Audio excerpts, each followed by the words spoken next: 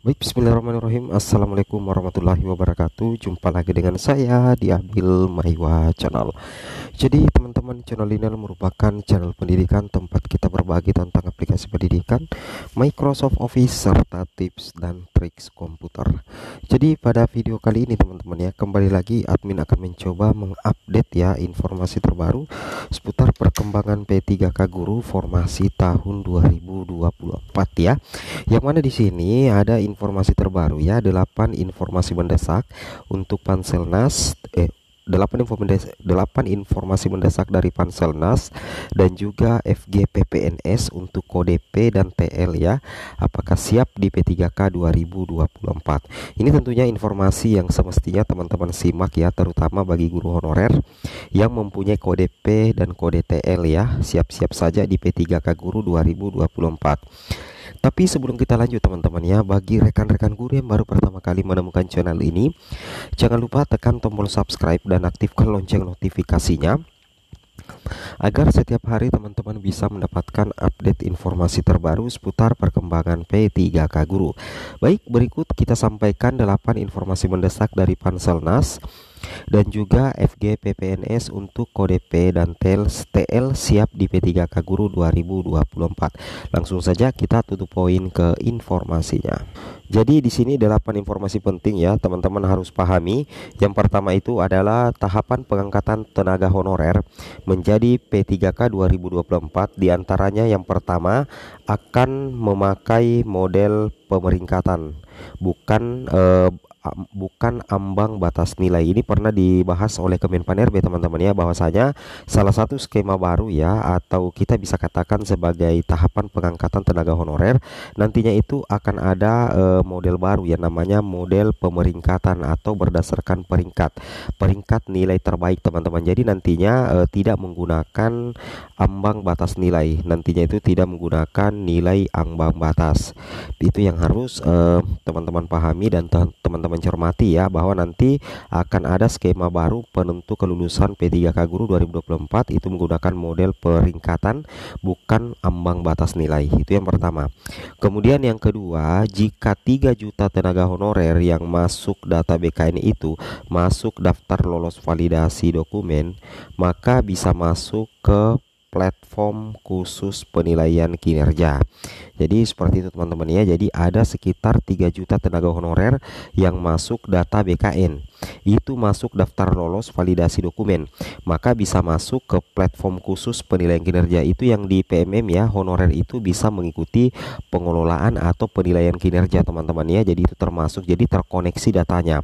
Jadi itu adalah salah satu tanda bahwa teman-teman masuk dalam data BKN dan teman-teman pada saat mengikuti pendataan non ASN kondisi datanya itu dalam kondisi sehat teman-teman ya.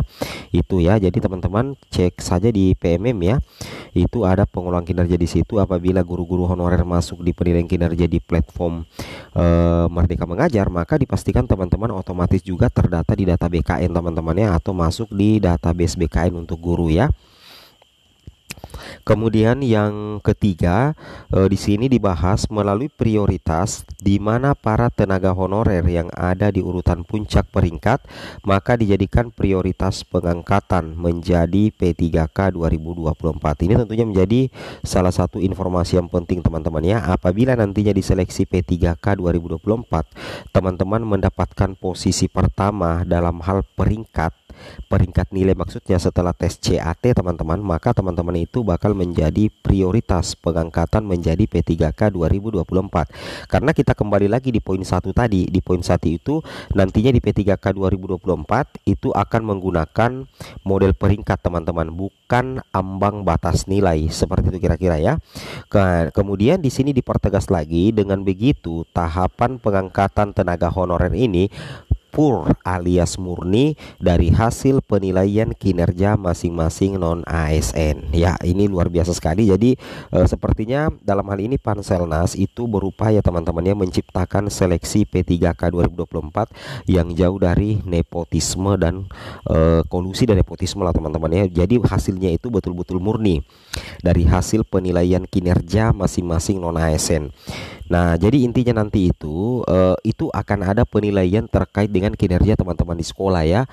Misal di kantor atau di instansi masing-masing itu kemungkinan ada form khususnya ya di P3K 2024, terutama yang sudah masuk di database BKN. Jadi di sini katakan, jadi jangan sampai kamu lengah, malas dan bolos kerja hingga berlarut-larut. Gimana? Apakah para tenaga honorer siap diangkat menjadi ASN P3K tahun 2024? Jadi kinerja teman-teman selama menjadi honorer itu juga akan menjadi salah satu pertimbangan. Apakah teman-teman potensi diangkat menjadi ASN atau tidak? Seperti itu kira-kira ya.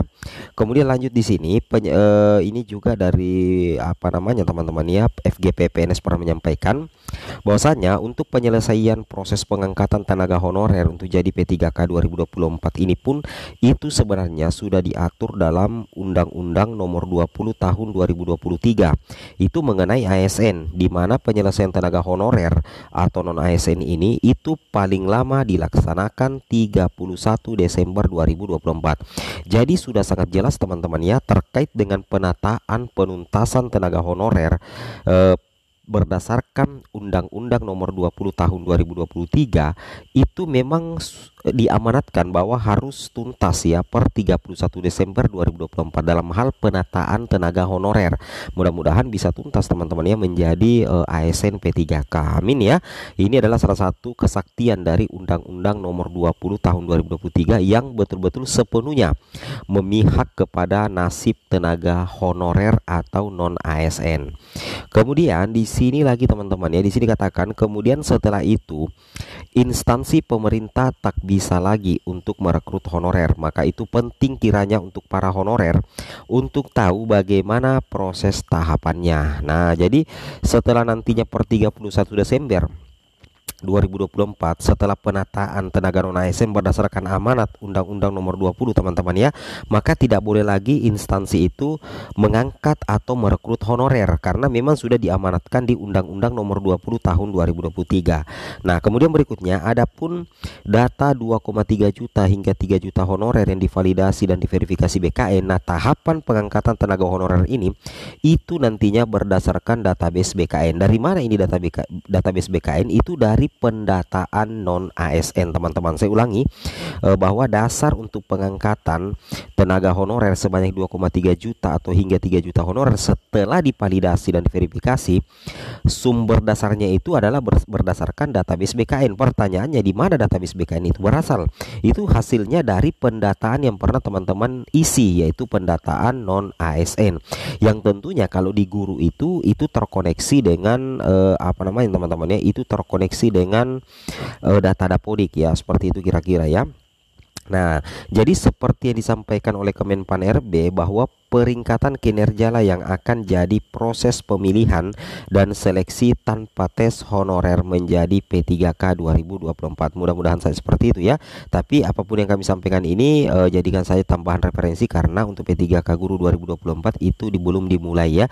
Jadi belum ada regulasi resminya. Ini hanya informasi yang kami dapatkan ya melalui Komisi 2, Komisi 10 ya, ataupun di media sosial. Jadi intinya jadikan saya tambah referensi, logikanya kita tunggu mekanisme atau juknis terbaru dari pemerintah. Assalamualaikum warahmatullahi wabarakatuh.